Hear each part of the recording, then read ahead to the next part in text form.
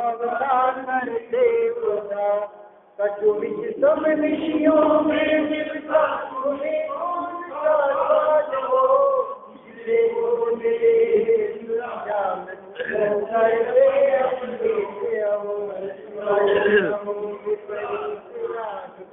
मधुर माधे मोती मन के दास हुए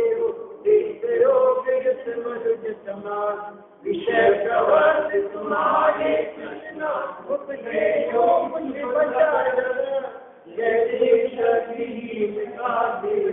शशि भक्ति मेरा वचन पुण्यो वैसे राजा होगे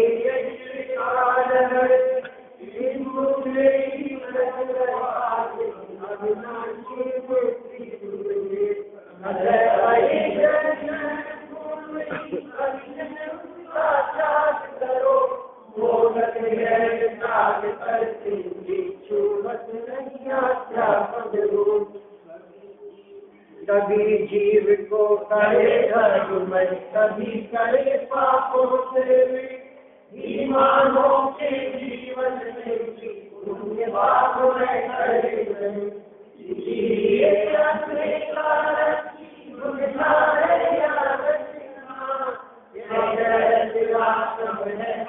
पुरुष के ऋषि करते आनंद सेवाया पद समुद्र में भटक रहे मुख के लिए मोहम्मद होकर काल से खर्च करे केवल खोजते रहे आदर की ना चाहा आशा रहते रहते सुख होगा यह नहीं जाना आशा नल से दर्द बरसे मन से जन दुख जाए अपनी वासन छाया जिस पर अवतारे जल पाने के लिए मनुष्य ने दुख खोजना शुरू किया पर सारा जल वैसी दुर्गंध रूप गया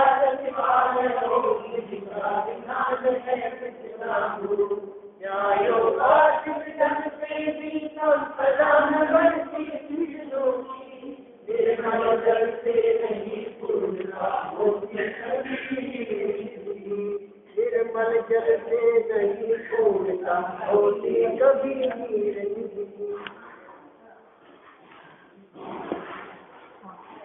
विषयों की अभिलाषा व्यर्थ है। किसी भी विषय की इच्छा रखना वो योग्य नहीं है।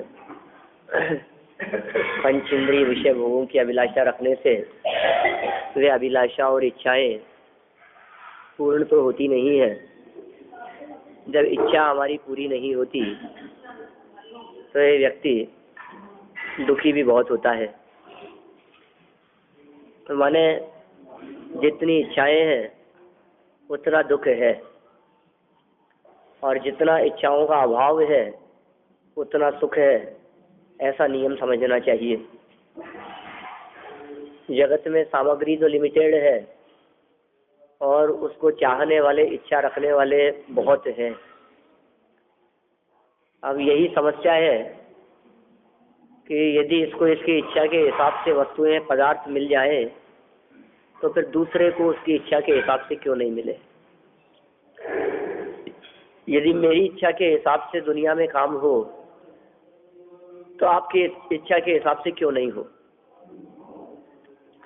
और यदि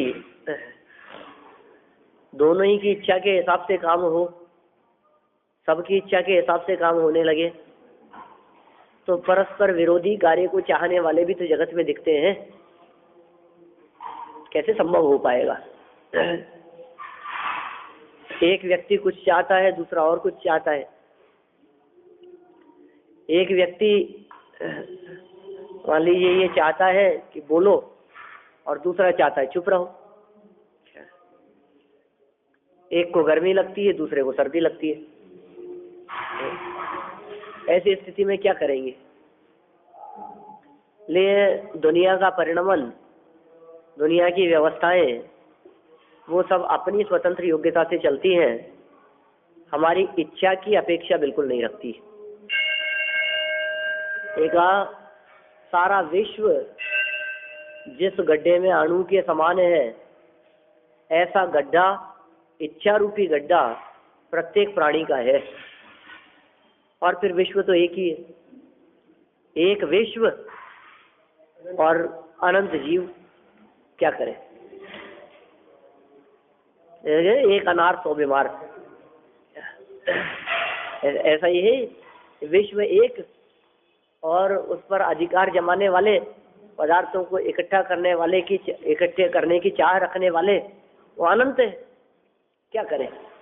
तो आचार्य देव ने कह दिया कस्य किम किए दायाती, किसके हिस्से में कितना आएगा। अब देख लो आप क्या बंटवारा करें हम। मान लो आप एक लड्डू हो और खाने वाले 10-12 लोग हो, क्या? और आपसे कहेंगे नहीं नहीं आपको भी देते हैं हिस्से में, तो आप क्या कहेंगे? अरे रहने दो यार। क्या क्या क्या हाथ लगेगा? एक लड्डू और खाने वाले 12 लोग, 15 लोग, या मान लीजिए सभा में जितने लोग बैठे हैं, आज तो चलो सबको लड्डू खिलाते हैं।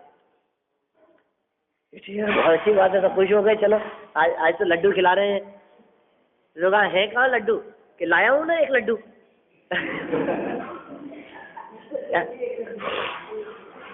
कि चिंता मत करो, सबको मिलेगा, सबको खिला देंगे। कह रहे क्या बात कर रहे हो आप? किसके हिस्से में क्या आएगा? एक एक कण भी हाथ नहीं लगेगा, एक एक दाग तो बहुत दूर की बात है। 50 लोगों में, 60 लोगों में यदि एक लड्डू को हमारे को विभाजित करना हो तो कितना कठिन काम है। माने एक भी व्यक्ति की लड्डू खाने की इच्छा पूरी नहीं हो सकती। और ऐसे सबको बांट करके, सबको खिला करके ये पूछा जाए, ये कहा जाए तो साहब अब तो लड्डू की इच्छा पूरी हो गई ना, अब तो सबने खा लिया ना लड्डू। कैसी बात कर रहे हो? ये ठीक इसी प्रकार की दशा है इस विश्व की, इस दुनिया की। आप कितना बड़ा पाएंगे और कितना इकट्ठा कर पाएंगे, क्योंकि दुनिया में जो सामग्रियां हैं वे सामग्री बहुत लिमिटेड है। कितने तो मनुष्य हैं, 29 अंक प्रमाण मनुष्य कहे। समूर्चन मनुष्यों की दृष्टि से बात करूं तो असंख्यात है। आप देखो असंख्यात त्रियंश है, असंख्यात देव है, किस किस के हिस्से में क्या आएगा देख लो ना आप क्या सोचते हैं? आप एक घर में रहते हैं, आपको लगता है कि एक घर का मैं मालिक हूँ, आप 8 लोग रहते हैं एक घर में, हाँ एक घर के मालिक हैं आप। अब वो किसके हिस्से में कितना आएगा? इसलिए वृथा, बेकार है ये सब, इच्छा करना ही बेकार है। और फिर आचार्य देव ये बात कहना चाहते हैं अरे भैया तू अपने स्वभाव की दृष्टि से देखे तो अपने आप में परिपूर्ण है, तो ये जरूरत ही नहीं है इस बाहरी विश्व की। क्या आप जो ये बात कर रहे हो ना कि एक लड्डू में से सबका पेट भर देंगे, किसी का भी पेट नहीं भरेगा। समझदारी यही है कि लड्डू से दृष्टि हटाओ, खाने का विकल्प ही तोड़ दो, वही समझदारी का काम है। और ऐसी परिस्थिति में समझदार व्यक्ति करते भी यही है। एक लड्डू और खाने वाले 50 लोग हो तो ये कोई राक्षस थोड़ी है जो सब टूट पड़ेंगे उस लड्डू के ऊपर। समझदार लोग क्या कहेंगे? अरे नहीं नहीं साहब मेरे को आप लीजिए, आप लीजिए। नहीं मेरे नहीं, हो सकता है 50 में से 50 लोग मना कर देवे और लड्डू पूरा का क्योंकि हर व्यक्ति कहते मैं अकेला खाऊंगा बाकी सब देखेंगे, अच्छी बात नहीं है। और ये समझदार व्यक्ति मना करता है। समझदारी इसी में है कि लड्डू को खाने का विकल्प तोड़ दिया जाए, उसी में समझदारी है। ऐसा ही है ना? ऐसा ही कह रहे हैं हम कि दुनिया में जितने पदार्थ हैं उन पदार्थों को इकट्ठा करने का विकल्प तोड़ दिया जाए, तो उन विकल्पों को तोड़कर अपना जो नहीं भगवान का एक तत्व अंदर में मौजूद है अनंत गुण वाला, वो अपने आप में ही परिपूर्ण है, वो अपना क्या एक स्वभाव। तो जगत में आपको पूरे विश्व में से एक परमाणु की भी जरूरत नहीं है। अभी तो क्या सोच रहे थे कि पूरा विश्व मुझे मिल जाए, और पूरा मिल जाएगा तो भी संतुष्ट नहीं होंगे। अब कह रहे हैं कि पूरे विश्व में से एक कण की भी जरूरत नहीं है, मैं उसके बिना ही संतुष्ट हूँ और सुखी हूँ। मैं हूँ अपने में स्वयं पूर्ण। ये है सुख का मार्ग, सच्चा असली उपाय तो यही है। इसलिए जैसे भी बन सके बन पड़े अपने उपयोग को अपने में लगाने का प्रयास करना चाहिए। विषयों की इच्छा करना व्यर्थ है, बेकार है। विकल्प करना, कम से कम ऐसे विकल्प तो करो जिन विकल्पों की पूर्ति होना संभव हो। जो विकल्प पूरे ही नहीं हो सके, ऐसे विकल्प करके क्या करेंगे आप? ऐसे विकल्प तो करते रहो आप, मैं तारे तोड़ लाऊंगा और चांद पे चला जाऊंगा। मूर्खतापूर्ण कल्पनाएं हैं, कोई दम नहीं है उन सब बातों में। ऐसे विकल्प करने वाला व्यक्ति दुखी ही होता है जो विकल्प पूरे नहीं हो सकते हो। यहाँ इच्छा के संदर्भ में भी यही बात कह रहे हैं, जितनी इच्छाएं हैं वे कोई भी इच्छा पूरी होती ही नहीं है। तो जो कोई भी इच्छा रखने वाला व्यक्ति है वो दुखी हुए बिना नहीं रहता। इच्छा हुई और दुख हुआ, इच्छा का दुख के साथ में तादात्म्य संबंध है। जहां जहां इच्छा है वहां वहां दुख है, जितनी इच्छा है उतना दुख है। जब तक इच्छा है तब तक दुख है। तो फिर क्या करें? रखेंगे नहीं रखें इच्छा? विकल्प तोड़ दो, आप मत रखो इच्छा। इच्छा नहीं रखने में ही सार है। क्या मिलेगा, क्या हाथ लगेगा? बोलो आप, कुछ भी हाथ लगने वाला नहीं। एक अनार है और इतने खाने वाले लोग हैं, अब कितना नहीं सब थोड़ा थोड़ा ले लेंगे, सब थोड़ा थोड़ा क्या ले लेंगे। 200 लोग बैठे हुए हो और एक अनार हो, इन्हें सब मिल बांट के खा लेंगे। एक एक दाना हाथ आएगा, क्या दम है? और एक एक दाना हाथ आने के बाद में कोई पूछे कि क्यों साहब अनार कैसी लगी? वो तो बोलेगा दाल नहीं लगी। क्यों साहब अनार कैसी लगी? अब क्या कहें उसको? एक कह रहे हैं विश्व एक है, अणु के समान है, एक व्यक्ति के गड्ढे में, जीव अनंत है। अब किसके हाथ क्या लगेगा और कितना संतुष्ट हो पाएगा? कुछ दम नहीं है, सिर्फ दुखी हो सकता है और कुछ नहीं है। ये मैंने लड्डू के उदाहरण से बहुत विस्तार से देखी है उस बात को, लेकिन आगे बढ़ते हैं अपन। ये बात तो हुई अपनी इच्छा रखना, अभिलाषा रखना, कामना रखना व्यर्थ है, उससे कुछ सार निकलने वाला नहीं। फिर आगे पुण्योपार्जन की प्रेरणा। क्या कह रहे हैं? प्रेरणा दे रहे हैं पुण्योपार्जन की। मुनिराज विषय सुख को छोड़कर, अब बोलो आप क्या कहां से चल रही थी बात? पहले तो ये कह रहे थे घर गृहस्थी में रहते हुए भी किया जा सकता है, अब बात बढ़ते बढ़ते कहाँ आ गई है? विषय सुख को छोड़कर महापुण्य का उपार्जन करने के लिए प्रवृत्ति करते हैं।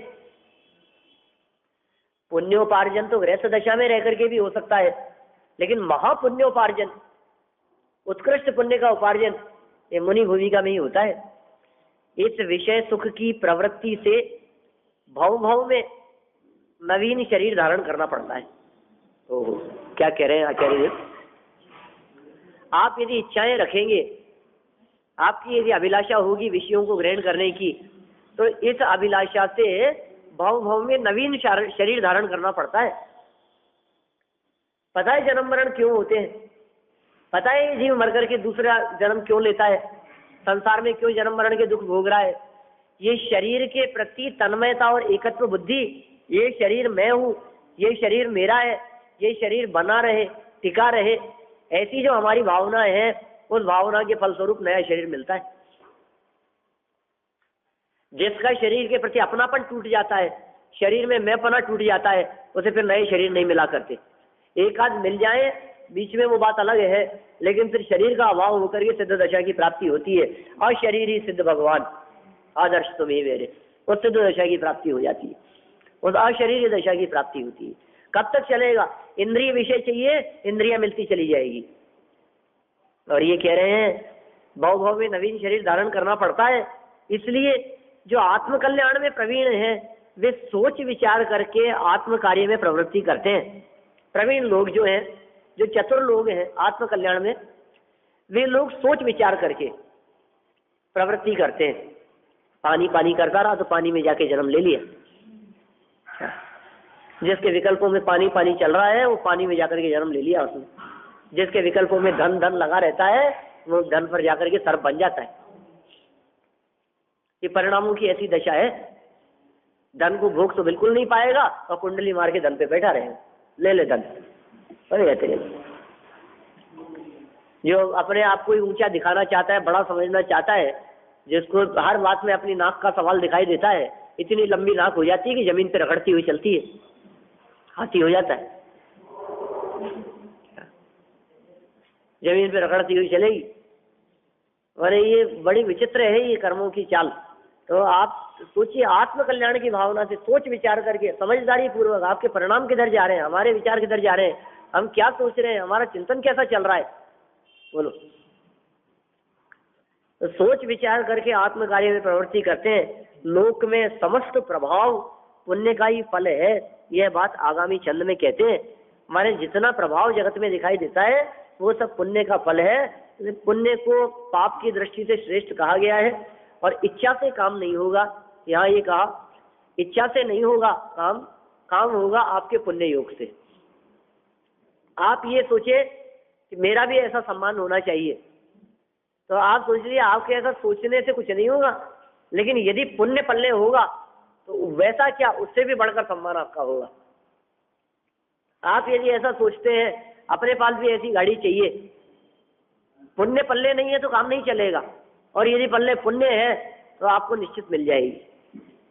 सभी इच्छाओं की पूर्ति तो होती नहीं है, लेकिन जो किंचित मात्र होती हुई भी दिखाई देती है वो भी हमारे इच्छा करने और विकल्प करने से नहीं होती, पुण्य के योग से होती है। क्या कहा, इस जीव की समस्त इच्छाएं तो पूरी कभी नहीं होगी, लेकिन किंचित थोड़ी बहुत जो होती हुई दिखाई देती है वो क्यों होती है, वो तो पुरुषार्थ से होती होगी ना, कि बिल्कुल नहीं होती है। अरे उसमें तुम्हारा पुरुषार्थ बिल्कुल भी चलता ही नहीं। आचार्य देव ये पुण्य के उदय की चर्चा करते हुए, पुण्योपार्जन की प्रेरणा देते हुए ये कहना चाह रहे हैं कि भैया तुम्हारे को धन चाहिए, वैभव चाहिए, संपत्ति चाहिए, गाड़ी वाड़ी चाहिए, मकान चाहिए, बंगला चाहिए, अच्छा तो तुम बंगले की तरफ मत देखो, क्या उस व्यवस्था में उलझने की जरूरत नहीं है, उसकी तरफ भागने दौड़ने की जरूरत नहीं है, क्योंकि ये सारी व्यवस्थाएं कितनी आपको मिलनी है, ये सारी की सारी व्यवस्थाएं और ये सारा जो कॉन्टेक्ट है ये हमने वेदनी कर्म के पास में दे रखा है। आपके पास में कितनी व्यवस्थाएं मिलेगी, और आप ये निश्चित मान करके चलिए, आचार्य देव विश्वास दिलाते हैं कि आप बिल्कुल लेखे जोखे में परफेक्ट हैं। ये सब जितना आपके योग होगा साता का, उतना 100% आपको मिले बिना रहेगा नहीं। एक पैसा भी उसमें, नया पैसा भी कम नहीं मिलेगा जितना है।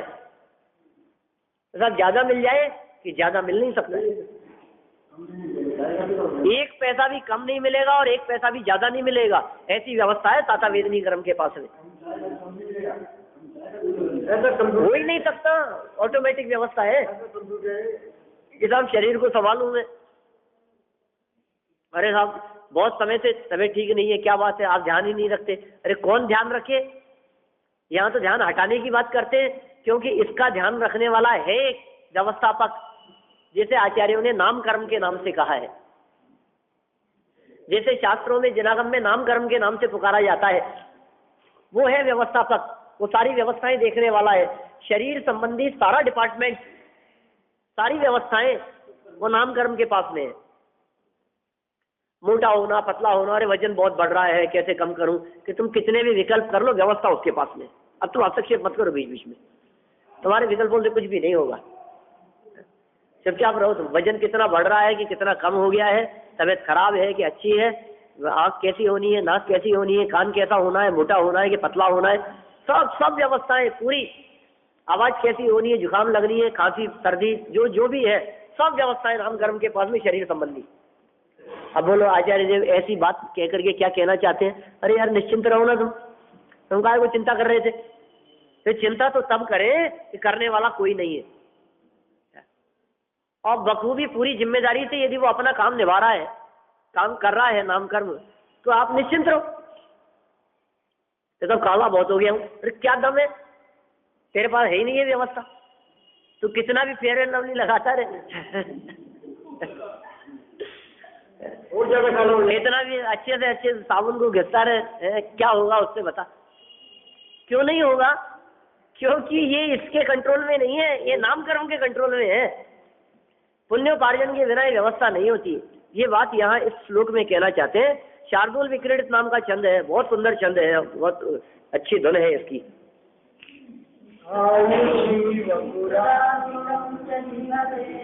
पुण्यम पुरोपार्जितम यत्कर्मं न भवेन्न तच्च नितरा मायासितेत्यात्मनि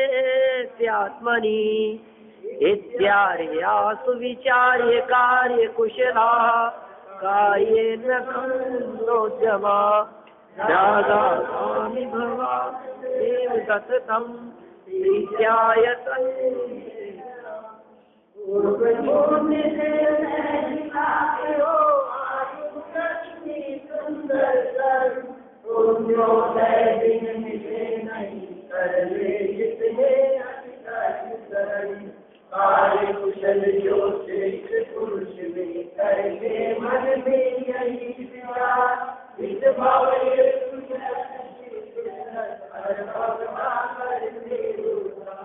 वाह, देखो कितनी सुंदर बात कही है। पूर्व पुण्य से सहज प्राप्त हो। पूर्व पुण्य के उदय से सहज अपने आप ही, कोई पुरुषार्थ नहीं करना पड़ेगा, कोई भागम भाग की जरूरत नहीं है। अरे नहीं साहब कुछ तो करना ही पड़ता है कि नहीं, पुण्य का योग होता है तो अपने आप छप्पर फाड़ के आता है, समझ लो आप। अपने आप संभालते नहीं संभलेगा। आप संभालते रहो, संभल ही नहीं रहा है, क्या करे। इतना बढ़ रहा है, दिन दुगना रात चौगुना, अरे इधर से आ रहा है उधर, ऐसा आता है जैसे बाढ़ आ गई हो, संभालने से नहीं संभलता। ये पूर्व पुण्य से सहज सहज ही, जब तक चाहते थे तब तक कुछ नहीं मिलता था। चाह थोड़ी बंद कर दी है तो ये बरसने लगा है। जिन्हें जरूरत नहीं है उन्हें मिला करता है। ये व्यवस्था ऐसी होती है दुनिया में। पूर्व पुण्य से सहज अपने आप ही प्राप्त हो। क्या क्या प्राप्त हो जाते हैं? आयु, लक्ष्मी और सुंदर तन। अरे मैं मरना नहीं चाहता, मैं मरना नहीं चाहता, हे भगवान मुझे बचा लो। अरे तो चिंता मत कर, पूर्व पुण्य के उदय से जितनी आयु होगी उतनी जिंदा रहेगा। क्या हम इनको बचा लें और हम इनको मार दें, ये हमारे हाथ में नहीं है। पूर्व पुण्य के योग से आयु मिला करती है। पूर्व पुण्य के योग से ही लक्ष्मी, कौन सी? गृह लक्ष्मी भी और जड़ लक्ष्मी भी, माने चेतन लक्ष्मी और अचेतन लक्ष्मी, दोनों ही लक्ष्मी पूर्व पुण्य के उदय से मिलती है। और अकेला पुण्य का उदय ही नहीं, पुण्य के उदय के साथ साथ में पाप का उदय हो तो भी मिलती है। और वस्तु स्थिति तो यह है कि उसका मिलना तो सहज अपनी योग्यता से है। जब वो अनुकूल लगती है तो समझना चाहिए पुण्य के उदय से है, और जब देवी दहाड़ी चांडालिनी जैसी दिखे तो समझना चाहिए कि पाप कर्म के उदय से है। लक्ष्मी और सुंदर तन, तन सुंदर मिलना है कि बदसूरत मिलना है, और कब कैसा रहना है। देखो ऐसा नहीं है कि एक बार जैसा मिल गया वैसा ही रहेगा। जीवन में कितने रूप बदलते हैं, कितनी बार चेहरे बदलते हैं। ये मूछें शुरू से थोड़ी ना, क्या कभी मूछों वाले, कभी चश्मे वाले, कभी बिना चश्मे वाले, कभी बालों वाले, कभी काले बालों वाले, कभी सफेद बालों वाले, और कभी बिना बालों वाले। होता रहता है ऐसा परिवर्तन पुण्य योग से, कर्म के योग से। कौन सा कर्म सहयोगी है उसमें कि उस कर्म का नाम हमने बतलाया अभी, नाम कर्म। ये कर्म के योग से पूर्व पुण्य से सहज प्राप्त हो आयु लक्ष्मी सुंदर तन। और देखो क्या कह रहे हैं, पुण्योदय बिन मिले नहीं, कर ले जितने अति कष्ट सहन। अब पुण्य योग के बिना नहीं मिलेंगे। आप क्या कितने भी कष्ट सहन कर लो, कितनी भी पूजा कर लो, कितने भी ज्योतिषियों को जन्म पत्री दिखा दो, कितने भी रत्न पहन लो, कितने भी मंत्र तंत्र का सहारा ले लो, कितने भी जाप कर लो, लेकिन पुण्य का योग नहीं होगा तो नहीं मिलेगा। कितने भी प्रकार के प्रयत्न यत्न क्यों नहीं किए जाए। ये सिद्धांत है। पुण्योदय दिन मिले नहीं, कर लो ना। आप एड़ी से चोटी तक का जोर लगा लो, नहीं होना होगा तो नहीं होगा। आप कर लो चाहे कुछ भी, नहीं मानेगा तो नहीं मानेगा छोरा आपका। आप कितना भी समझा लो, आप 100 सर के हो जाओ, नहीं माने तो नहीं माने। आप क्यों मनाना चाहते हो? आप ये समझ लो ना कि जो जैसा है वैसा होगा। भाई हमें क्या करे। पुण्य का उदय होगा तो एक बार कहते ही मान जाएगा और बिना कहे भी चरणों में आकर के झुकेगा, पुण्य का योग होगा तो। और पाप का उदय होगा तो आप 100 सर के हो जाना, तो कह देगा बड़े आए आप जैसे, कोई नहीं सुनता मैं आपकी, कर लो आप क्या कर लोगे, संपत्ति से बेदखल कर दूंगा। कैसे कर दोगे? कोर्ट में खड़ा कर दूंगा ले जाके। कैसे कर दोगे आप? समझ क्या रखा है आपने? वारिस हूं मैं, इस संपत्ति का मालिक हूं मैं भी, उत्तराधिकारी हूं, मुझे ही मिलेगा। कैसे नहीं मिलेगा? कर लो आप कुछ भी। कहते हैं भैया ये कितने भी कष्ट सहन करो आप, कितना भी परेशान हो, पुण्योदय के बिना मिलता नहीं है। और पुण्य का उदय हो तो सहज प्राप्त हो जाता है।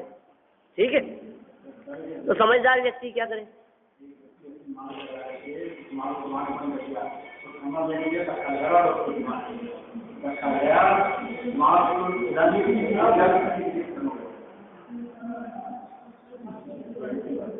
सत्य कष्ट है, बोलो। अच्छा,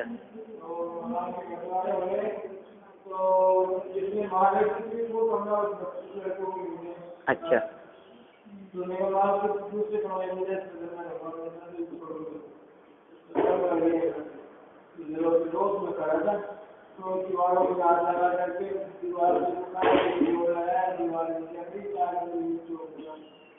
बोलो। अरे हो जाता है जी, ऐसा कोई गम नहीं है, सब घटनाएं आती रहती है, न्यूज पेपरों में पढ़ते रहते हैं अपन ऐसी घटनाएं खूब। ऐसे ही मर जाते हैं, जीवन पूरा हो जाता है पुण्योदय के बिना। अब समझदार व्यक्ति का क्या काम है, ये बात कहना चाहिए। जो समझदार होते हैं वे इसके बारे में विचार करते हैं, और जो ना समझ होते हैं वे अपने पुरुषार्थ के दम पर लगे रहते हैं, घिसते रहते हैं, गधा मजूरी करते रहते हैं, बस वजन उठाते रहते हैं, बोझा ढोते रहते हैं। करते रहो आप, क्या होगा उससे? कार्य कुशल जो श्रेष्ठ पुरुष, क्या कहा आगे? कार्य कुशल श्रेष्ठ पुरुष वे करके मन में यही विचार, मन में यही विचार करके, अरे देखो भाई आप कितना भी कह दो, मैंने सुंदरी नहीं किया उसने ऐसा, किसका खाती हो, कौन देता है तुम्हारे को, कि मैं तो अपने पुण्य का ही खाती हूँ, निकल जाए यहाँ से, देखता हूँ तेरा कौन कौन सहयोग करने वाला होगा तेरा। और कोड़ी व्यक्ति से शादी कर दी उसकी। 2 बेटियां थी, मैना सुंदरी और सुर सुंदरी। राजा था, बोलो आप, राजा की बेटियां, दोनों बेटियां, और एक ने खूब प्रशंसा, अरे पिताजी आप ही करने वाले हो, आप ही किया। दूसरे से पूछा तो उसने कहा कि अपने अपने पुण्य की वजह से मिलता है पिताजी, इसमें क्या है? तो क्या पुण्य की वजह की बात करती है? मैं कर रहा हूँ तो आप ठीक है आप कर रहे हो, लेकिन आपके करने से क्या होता है? जितना जिसके भाग्य में होता है उसको उतना ही मिलता है। बढ़िया ही भाग्य की बात करने वाली, देखता हूँ तेरे भाग्य में क्या है। दुनिया में जो सबसे दुखी व्यक्ति दिखाई देता हो, मंत्रियों को आदेश दिया, सबसे दुखी व्यक्ति जो दिखाई देता हो उस व्यक्ति को लाओ, उससे इसकी शादी करेंगे। और देखा तो श्रीपाल, पूरा शरीर कोड़ मवाद और ऐसा दुर्गंध से युक्त सारा शरीर, और उससे उसकी शादी करेंगे। आप सोचो आप, लेकिन दृढ़ता, बिल्कुल कैसी दृढ़ता है हृदय में। और फिर क्या हुआ? अब फिर रही उसके साथ में, कोई बात नहीं, भाग्य में यही है तो यही सही। अब थोड़े समय बाद में क्या हुआ कि रोग तो क्षणिक है ना, उदय आधीन काम है कि नहीं है? कब तक रहेगा शरीर का रोग? धीरे धीरे करके वो रोग दूर हो गया। वे ऐसी कथा कहते हैं कि सिद्ध चक्र विधान रचाया उसने अष्टानिका में, और सिद्ध चक्र विधान रचा करके वो गंधोदक से उसका जो भी विधान आदि के माध्यम से उसका कुष्ठ रोग दूर हो गया। और पुण्य के उदय की बात है कुल मिलाकर के।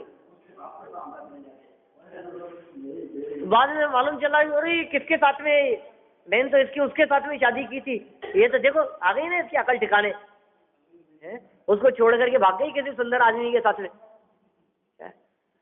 बाद में तो उसके पैर में अंगूठे में कहीं कोई कुष्ठ रोग थोड़ा सा बच गया था, तो मालूम चला कि ये वही कोढ़ी व्यक्ति है जो कामदेव के समान सुंदर हो गया, कामदेव हो गया। वो कामदेव था श्रीपाल, पता है आपको?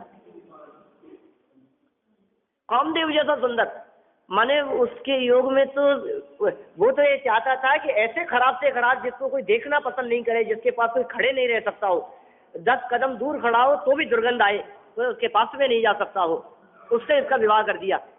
और लेकिन होनहार कैसी थी कि कामदेव पूरे लोक में, मध्य लोक में उसके जैसा सुंदर कोई दूसरा नहीं, ऐसा कामदेव जैसा शरीर हो गया उसका।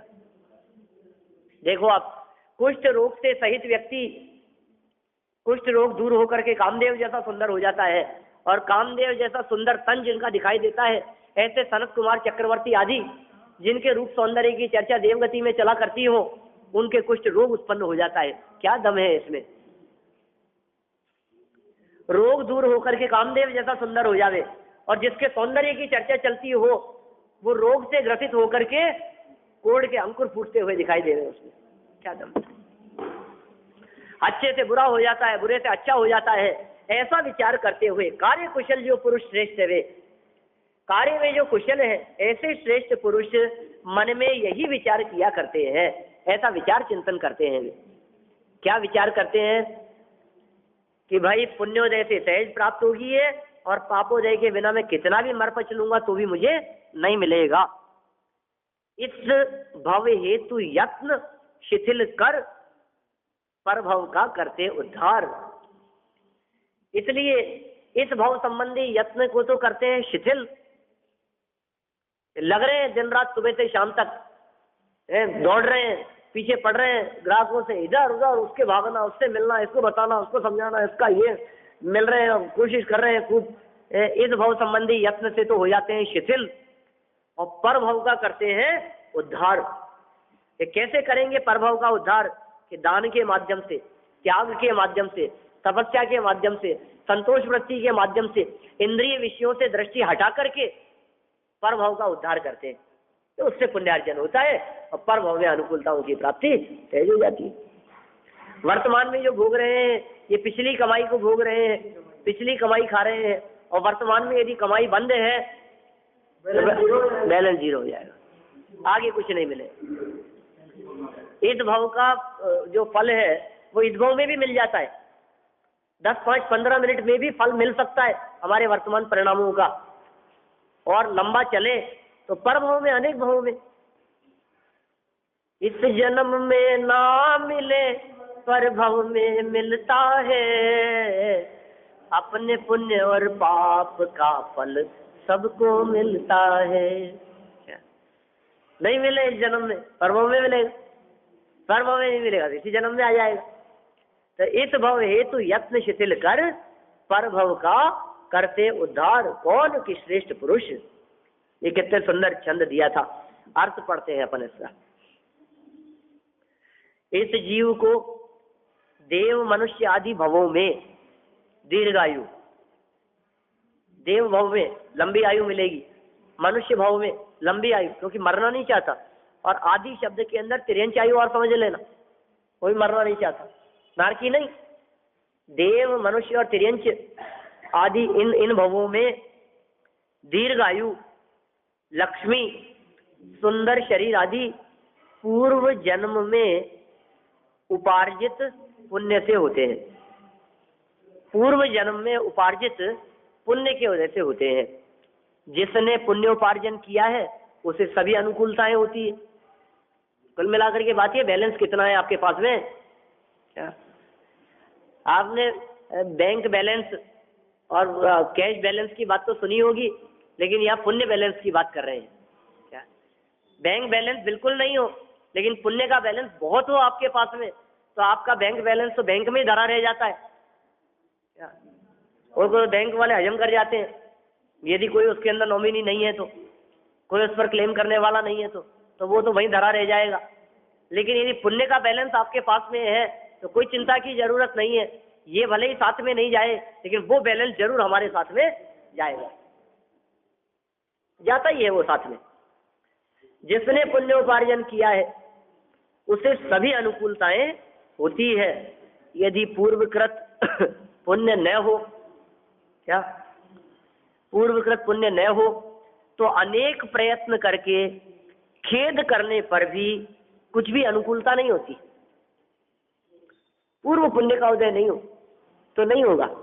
वही एक बिजनेस है, वही बिजनेस कोई व्यक्ति करता है और खूब लाभ होता है, खूब प्रॉफिट होता है उसके, और उसके बराबर में वही दुकान उसी चीज की कोई दूसरा व्यक्ति खोलता है और चलती नहीं। बोलो आप, दो परचूनी की दुकान वाले हैं, एक के भीड़ लगी रहती है और दूसरा मक्खियां उड़ाता रहता है। बोलो क्या करें? अपुण्य के योग के बिना ऐसा ही चलता है। एक व्यक्ति को कोई पूछता ही नहीं है और दूसरे व्यक्ति के आगे पीछे घूमने वाले बहुत दिखाई देते। एक ही पिता के दो पुत्र हो, लेकिन एक के पुण्य का योग विशेष होता है तो कहां से कहां पहुंच जाता है, एक के पुण्य का योग नहीं होता है तो वो चने बेचता है बेचारा, क्या करे, मूंगफली का ठेला लगाता है। यदि पूर्वकृत पुण्य न हो तो अनेक प्रयत्न करके, देखो प्रयत्न करके भी, खेद करने पर भी कुछ भी अनुकूलता नहीं होती, कुछ भी अनुकूलता की प्राप्ति नहीं होती। बहुत प्रयत्न करने के बावजूद भी लात मार के भगा दिया जाता है। सुबह से शाम तक बेचारा ईमानदारी से मेहनत करता है, वजन ढोता है, इधर से उधर रखता है और शाम को चोरी का इल्जाम लगा करके धक्के मार के निकाल दिया जाता है उसको, 2 पैसे नहीं मिलते उसको। अब बोलो आप क्या करें? आप कोई कहेगी साहब ये तो अन्याय है। अरे अन्याय नहीं है, अन्याय कहीं होता ही नहीं है किसी के साथ में। दुनिया में अन्याय नाम की चीज होती ही नहीं है। क्यों नहीं होती है? क्योंकि ये सारी की सारी व्यवस्थाएं कर्मों के पास में है ना, वे अन्याय होने ही नहीं देते। जितना होगा उतना ही होगा। आपके यदि किसी के माध्यम से पिटाई होनी है, 4 चांटे पढ़ने, 4 ही पढ़ेंगे, 3 नहीं हो सकते और 5 नहीं हो सकते। ये समझ लो, ऐसा ही होगा। यदि आपको सीढ़ियों में फिसल जाना है मान लो, तो पहली सीढ़ी पर ही रुकना है कि नीचे तक पहुंच जाना है, ये सब उदय प्रमाण है काम। कोई बचा लेगा, कोई पकड़ लेगा। एक है अनेक प्रयत्न करते हुए भी, बहुत मेहनत करी, बहुत, अरे साहब हमने तो कोई कसर बाकी न छोड़ी, लेकिन क्या करें, क्या करें बोलो? अपने आदमी को बचाने की कौन नहीं सोचता? सब सोचते हैं, डॉक्टरों के दिखाते हैं, इलाज कराते हैं, उपचार कराते हैं, और कई महीनों तक बिल्कुल जहाँ जहाँ जो जो उपाय बताया गया हर उपाय किया, लेकिन फिर भी खेत खन्नता ही हाथ लगती है। नहीं होना होगा तो नहीं होगा। अनेक प्रयत्न करके खेत करने पर भी कुछ भी अनुकूलता नहीं होती। इसलिए कार्य कुशल पुरुष भली भांति विचार करके वर्तमान भाव संबंधी कार्य में तो मंद उद्यमी होते हैं। वर्तमान भाव संबंधी कार्य में माने इच्छाओं को रोकते हैं, आसक्ति कम रखते हैं, धनादि के पीछे कम दौड़ते हैं, वैभव संपदा के प्रति आसक्त नहीं होते हैं। मंद उद्यमी होकर के सहज भाव से अपने 10 बजे दुकान खोली और रात को 8 बजे बंद करनी है, बंद करके आ गए, ज्यादा आपाधापी का काम नहीं है, बहुत सहज। ये जो मंद पुरुष जो है, सज्जन पुरुषों की बात कर रहे हैं, मंद उद्यमी होते हैं, कुशल पुरुष, और आगामी भाव के कार्य में तत्काल प्रीति सहित निरंतर अत्यंत प्रयत्न करते हैं। वर्तमान भाव में तो प्रीति तोड़ दी है, जो जैसा चल रहा है सब चल रहा है, और आगामी भाव के बारे में विचार करके अत्यंत प्रीति पूर्वक निरंतर उद्यम किया करते हैं। बहुत उद्यमी होते हैं, प्रयासशील रहते हैं। तो एक्चुअल में क्या है, परभाव अपने को दिखता नहीं है ना, समस्या सबसे बड़ी ये है। इस जीव को परभाव दिखता नहीं है, इसलिए विचार नहीं करता है बिल्कुल भी। कदाचित इसको अपना अगला भाव दिखने लग जाए, कदाचित इसको अपने पिछले भाव दिखने लग जाए, तो फिर उसके रोंगटे खड़े होगी, ये हालत होगी मेरी, और नहीं अभी तो सोचता है ठीक है मरेंगे तो मर जाएंगे, ज्यादा मौत की बात मत करो, सबको मरना है, क्या दम है? बोलो सोचो आप, ऐसा कल्पना करो आप, अभी इसको नरक दिखने लग जाए, फिर तड़पता है। जिसको पता लग जाता है ना, वो मुनि महाराज ने कह दिया था, ये मर करके भिक्षा में कीड़ा होने वाला, मैं नहीं होना चाहता, मैं कहाँ रहूंगा वहाँ, तो 5 मिनट जाता हूँ, मेरे को अच्छा नहीं लगता है। बेटे को कहा कि बेटे दिगंबर बलिराज ने कहा बात तो सच्ची है, लेकिन रहना नहीं चाहता, मार देना। मारने जाता है तो छुप जाता है, जहाँ पर्याय में जाता है वहां तन्मय हो जाता है। और ये कह रहे हैं तुम्हारे को कि यदि नहीं संभले, यदि ये पुण्योपार्जन नहीं हुआ, अंतरंग में पुण्य पल्ले नहीं हुआ, तो नरक में तिल तिल करे देह के खंड खंड देह कर दिया जाएगा, शरीर के टुकड़े टुकड़े हो जाएंगे। हाँ होगा तो देख लेंगे, बात कर रहा है, जब भोगेगा तब रोएगा। ये जीव पाप तो हंसते हंसते बांधता है, जब फल भोगने का समय आता है तो आंखें भर जाती है, आंखों से आंसू टप टप गिरते हैं। क्या करें, फिर बारे बारे करता है, फिर रोता है, चीखता चिल्लाता है, लेकिन कहते हैं अनेक प्रयत्न करने पर भी कुछ नहीं होगा, कुछ हाथ नहीं लगेगा। कौन सुनेगा तेरी आवाज? कोई नहीं सुनता है। भयानक जंगल में पड़ा रहे अकेला शेर चीतों के बीच में, और भागता रहे इधर से उधर, दुखी होता रहे, तड़पता रहे, कोई बचाने वाला नहीं। और पुण्य का योग होवे तो उस जंगल में भी विद्याधर आ जाते हैं और कहते हैं चलो तुम्हें कहाँ चलना है, यहाँ कहाँ से आ गए तुम, और घर पहुंचा देते, विमान में बिठा करके ले जाते। सारे आदिवासियों के बीच में घेर लिया गया हो, सब तरफ से मौत दिखाई दे रही हो, मरना ही है अब तो, बच नहीं सकते हैं, बलि चढ़ाने के लिए तैयार है ये तो, और बच जाता है व्यक्ति, उसमें पुण्य का योग होता है। तो पाप के उदय में बचना संभव नहीं है, पाप के उदय में पकड़ कर घर से निकाल करके ले जाते हैं। क्या पुण्य का उदय हो तो डाकुओं के बीच से भी सुरक्षित आ जाता है, उसका ही मन बदल जाता है, अरे नहीं नहीं जाने दो इसको, चलो कोई बात नहीं, चल जा खुश रहे। अब पाप कर्म का उदय तो घर में कुछ नहीं किया, शांति से बैठा था और घर में आकर के गोली मार गया। बड़ी विचित्रताएं हैं भाई। आगामी भाव के बारे में प्रीति सहित होकर के निरंतर अत्यंत प्रयत्न किया करते हैं, वे दुनिया में समझदार पुरुष होते हैं। भावार्थ पढ़ देता हूँ, कल करेंगे चर्चा अपन। जिसने पूर्व भाव में दया, दान, तप आदि से विशेष पुण्य का उपार्जन किया हो, पूर्व में किया हो तो वर्तमान में भोगेगा, और वर्तमान में कर रहा है तो भविष्य में भोगेगा, दोनों तरफ लगा लेना। उसे ही दीर्घायु, सुंदर शरीर और विभूतियां होती है। और जिसने पुण्योपार्जन नहीं किया, वह बहुत प्रयत्न करके अति खेद खिन्न हो तो भी उसे कुछ प्राप्त नहीं होता। ऐसा विचार करके विवेकी पुरुष इस भाव के कार्यों में तो मंद उद्यमी होते हैं, और परभाव सुधारने के लिए अति प्रीति पूर्वक शीघ्र ही प्रयत्न करते हैं। तो बहुत सुंदर बात कही है, मार्मिक बातें। कल अपन इसके बारे में थोड़ी बहुत चर्चा करेंगे।